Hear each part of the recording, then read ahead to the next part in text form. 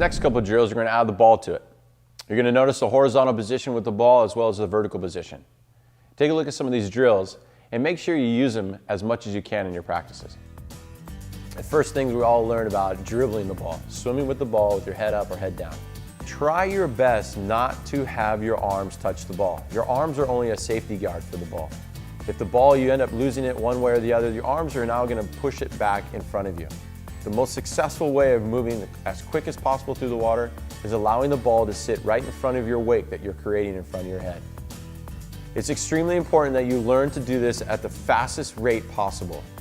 If you're just cruising through this at a 60 or 7% rate, when it comes to game time, you possibly could be losing the ball because you're not used to moving the ball at 100% rate like you should be in a game. So a change left and right drill with the ball. Look how the player is moving the ball underneath the water. He's not putting his hand on top of the ball, he's grabbing the ball from underneath and maneuvering it to the opposite side. Now he's able to do this with his leg strength, with his breaststroke kick, as well as his opposite hand is pulling his body, his upper torso, in the direction he wishes to go. The other great thing about this is every time he changes directions, notice he has a strong breaststroke kick to force him in the new direction he's going. Something for those advanced players that can grip the ball. Go ahead and do this drill by gripping the ball, swimming from your left and right. Another thing that we struggle as players is picking the ball up at a young age. Here you'll see our offhand pickup. Our offhand pickup is a player who's driving 4 or 5 hard strokes, going from his offhand, his left hand to his right hand, and elevating from the horizontal position to the vertical position. This is a great drill to work on either in passing drills or in shooting drills. The other key element to here is that offhand. It's not putting your hand on top of the ball or needing the big hands to be able to grip the ball. The other thing I tell my players is never to pass the ball from one hand to the other. When the ball's in the air, passing from one hand to the other, you don't have control of it. You are allowed to shovel the ball to your other hand. So for a split second, both hands can be touching the ball. So this is our swim to vertical drill.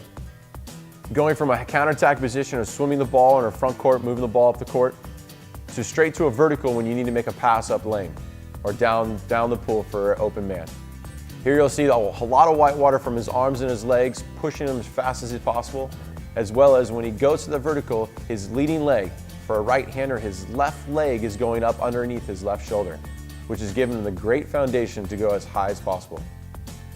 Notice this player, how high he gets up. You can actually see his rib cage get out of the water. The vertical to swim drill. Here you are seeing a player in a faking position or a vertical passing position. The player goes from this position to a swimming position. Now what's crucial here is the breaststroke kick that gets him generated in that right direction. It's crucial that your legs come up into you. That allows you to have the most maximal strength when you're a breaststroke kick. Again, notice the work rate of these players.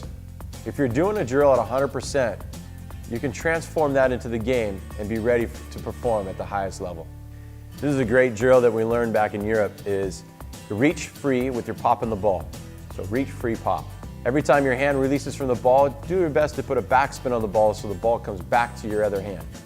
This is a great drill to work on all with ball control as well as position control in the water.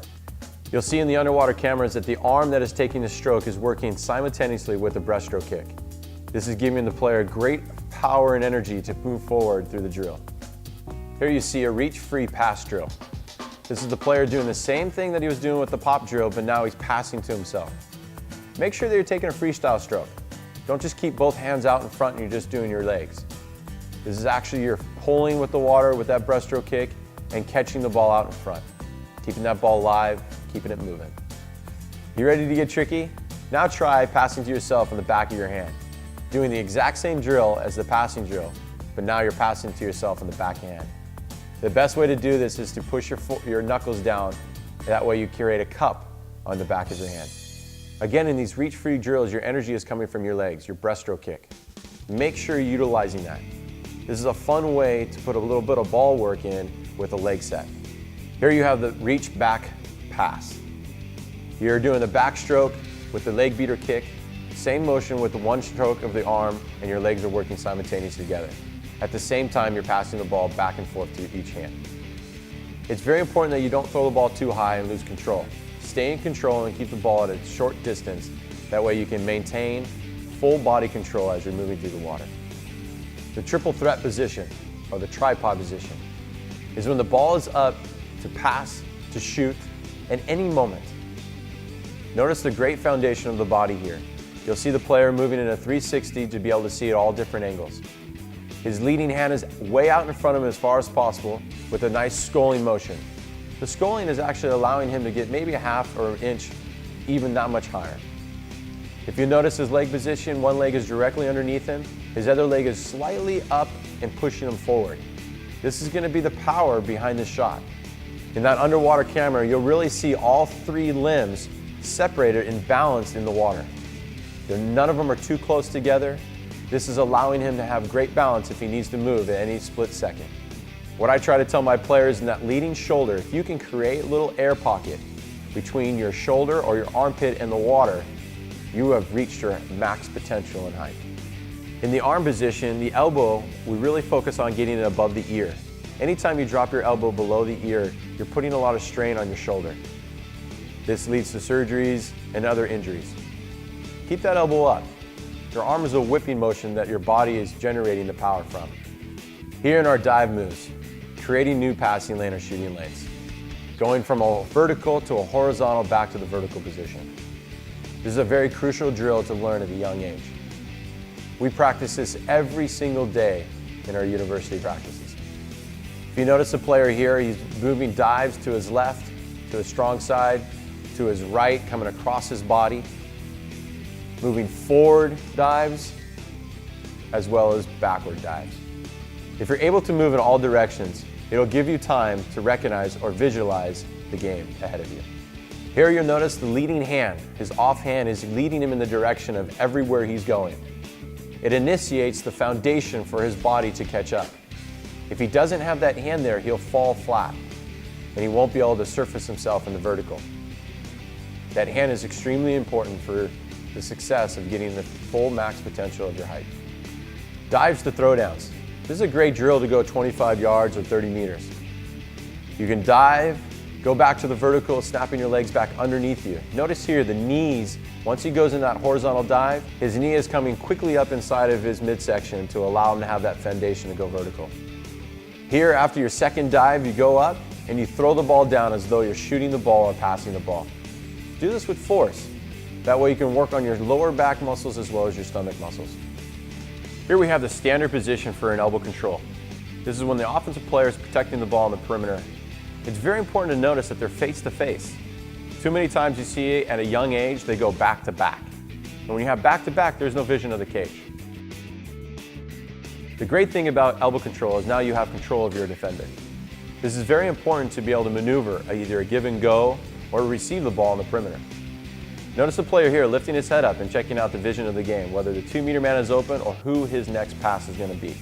The one thing I want you to notice in the underwater camera, notice the bodies are in a 45-degree angle. They're both pushing into each other. If one player drops his hips, they're going to lose advantage or lose spacing. The offensive player is doing a great job here. He is keeping the ball the furthest distance away from the defender. This allows the offensive player to react if the defensive player jumps with a big breaststroke kick towards him. So here you see also, besides the elbow control, you can also put your forearm into the chest. Now you're allowed to do this as long as the elbow is underneath the water. As soon as it rises above the water, you may be called for an offensive. Here you see the offensive player throwing a stiff arm, keeping his arm extended and pushing on top of the guy's shoulder. This is clearly an offensive foul. You must have a bent arm or elbow control. Stay away from the stiff arm. This is absolutely the wrong way to protect the ball in the perimeter. Notice the offensive player's back is to the defense. He has no vision of the game, and when he does try to turn around and look, he loses ground because he goes into the vertical.